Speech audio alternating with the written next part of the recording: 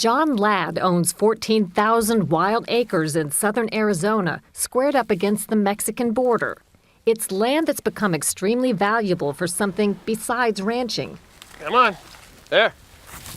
For Mexico's illegal immigrants and drug cartels, it's a golden pathway into the U.S. The easy part of getting across here is you got 3 miles to walk, and that's it. You get picked up at the highway and you're gone. 5 generations of Ladds have lived here. The family journeyed west over gritty trails and covered wagons in 1894. More than a century later, Ladd watches from his kitchen window as new immigrants, the illegal kind, regularly march across his land, oddly undeterred by the border fence, government surveillance cameras, and border agents patrolling the property. How many illegal immigrants do you estimate have crossed your property? I say about 500,000 people have been caught on the ranch. That's the size of a city. That's right. And that's what's been caught. That's not what's got through. The past few years, the sheer number of Mexicans and those of other nationalities caught on his property is down. But Ladd says there's more illegal traffic coming in trucks filled with drugs. Okay, I'm going to take you to where they've cut the wall 3 different times since February. They set ramps up on top here. Have a ramp going into Mexico, have a ramp coming into here. They drive the loaded trucks over the ramp, get them in, come up and cut all my fences going to the highway. This recent video from Yuma, Arizona shows how they do it. The vehicle got stuck with its front end in the U.S. and its tail in Mexico. The passengers ran south. The south side is all controlled by the cartel now, and the cartel has evolved to where they know what they're doing, and there's a lot of money at stake, and Border Patrol is still doing the same thing, deterring and chasing, and we're not deterring anything, and we're not doing very well chasing them. Ladd has come up with an astonishing theory as to why the battle seems so futile. He believes some of the federal agents entrusted with policing the border are on the take, working with Mexico's drug cartels. There's a lot of people in a lot of positions that can be tempted. I don't think the general public knows how much money is involved with the people trade and the drug trade. And the bribe money to allow it to keep coming into the U.S. is astronomical. More than 40,000 U.S. Customs and Border Protection agents guard the nation's borders, and the vast majority are honest. But drug cartels are working harder than ever to infiltrate their ranks. They're using Cold War-style tactics, money, sex, drugs, to convince officers to work with them and to help get their products and their people across the border. Special Agent Terry Reed is part of the FBI's ever-expanding operation working to root out corruption. In 2007, there were only 6 border corruption task forces. Today, there are 24. One of Reed's areas of responsibility is San Ysidro, California, at the U.S.-Mexico border, the largest land port of entry in the world. It processes 110,000 people a day. Just a couple of weeks ago, we arrested someone here at the San Ysidro port of entry. An officer on corruption charges? That's right.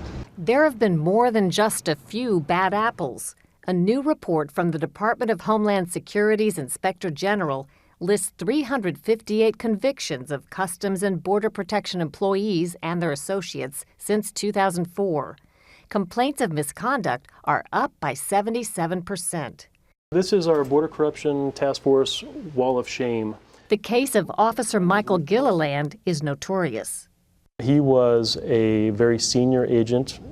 He taught all the new people at the port, but he was also passing loads, many loads, of undocumented illegal aliens through the border. That's Gilliland allegedly carrying a cash payoff in a bag. He pled guilty to taking $120,000 in bribes to let in hundreds of illegal immigrants. There's also Agent Michael Gonzalez, captured by a police camera loading pot into his vehicle. Agent Marcos Manzano Jr. caught harboring illegal immigrants in his family's house. and Officer Luis Alarid. That's him walking to his inspection booth. Turns out the FBI had gotten a tip and was watching him off duty and on the job. Pay special attention to this white minivan he waves on through.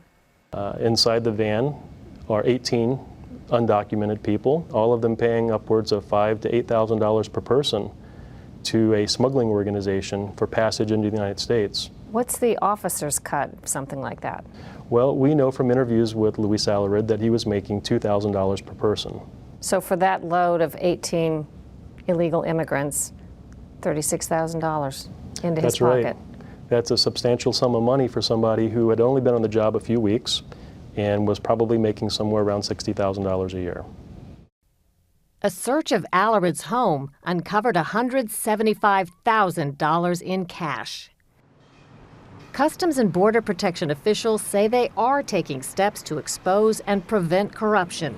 The agency recently began requiring lie detector tests, but only once upon hiring. Christopher Maston oversees all U.S. ports of entry for the agency, which employs more than 60,000 people. Is it a hard job to think that everyone who's hired here has to be beyond corruption, that if $10,000 is basically waved in front of their face, they'll be able to say no? I have to be focused like a laser beam on that vulnerability. It's their dream to have somebody on the inside working for them. It's my responsibility to make sure that that doesn't happen. But investigators say what worries them even more is the serious threat to national security, the fear that terrorists could slip in. A new congressional report finds Mexican cartels are developing growing collaborations with terrorist organizations linked to Iran and Hezbollah.